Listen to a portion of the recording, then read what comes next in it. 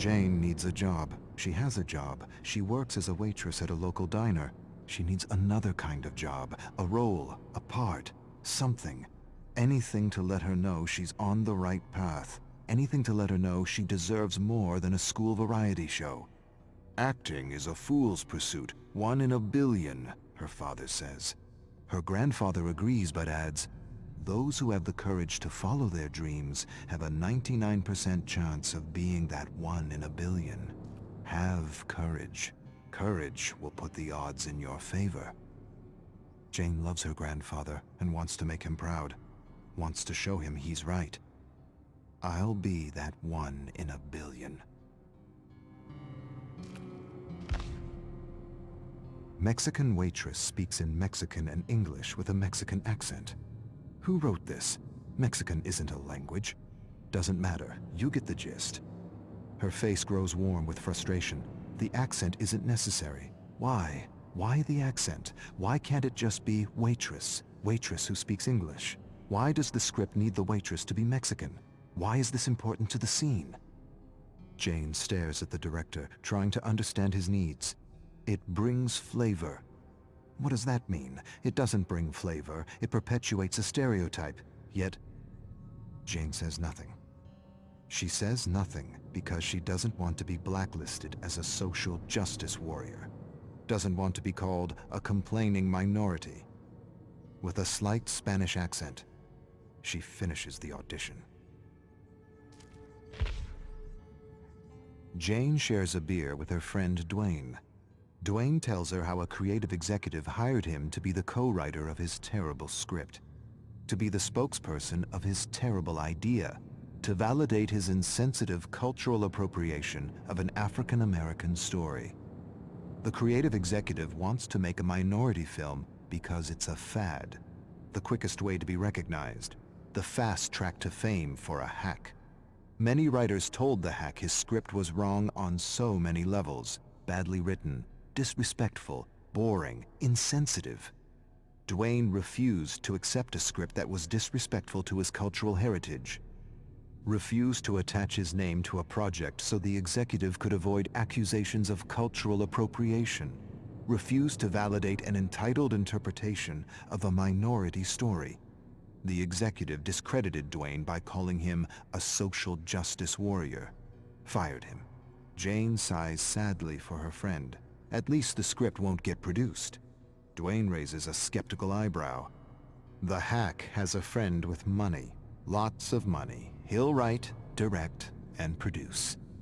Entitled hacks with friends in high places. It's how bad movies get made. They toast bad movies. Jane laughs. Not because it's funny. Because it's true. It's been months. She hasn't worked. No calls. No auditions. Nothing. Jane stares at the blank television screen. As a child, she used to imagine herself on television. She doesn't see herself on television anymore. Something is happening. She can't see herself succeeding anymore.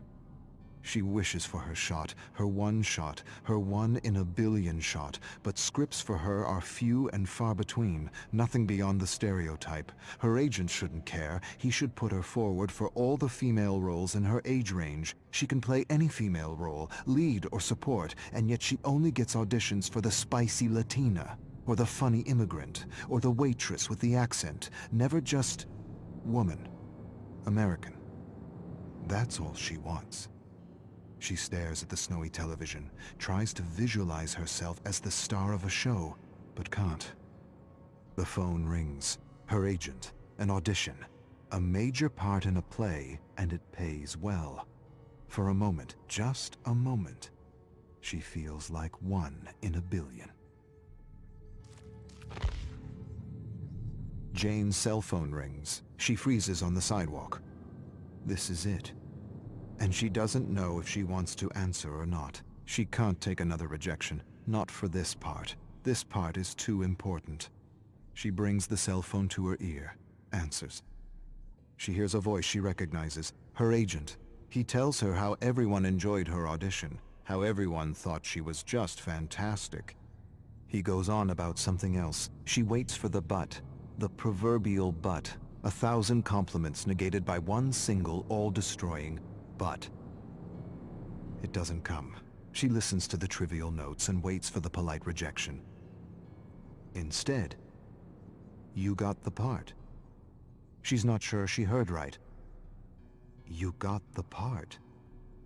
She mumbles to herself. I got the part. Her face grows numb with disbelief. She screams. Strangers turn to face her. Sorry. Dwayne helps Jane rehearse at a cafe. They take a break and he tells her the hack is now doing a Chinese story and is desperately searching for a Chinese writer to validate his most recent abomination. Jane laughs.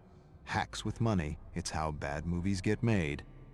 She tells Dwayne things are going well with the play. She doesn't have to do an accent, doesn't have to wear a miniskirt or perpetuate a ridiculous stereotype, doesn't have to do all the stupidities she had to do in the past.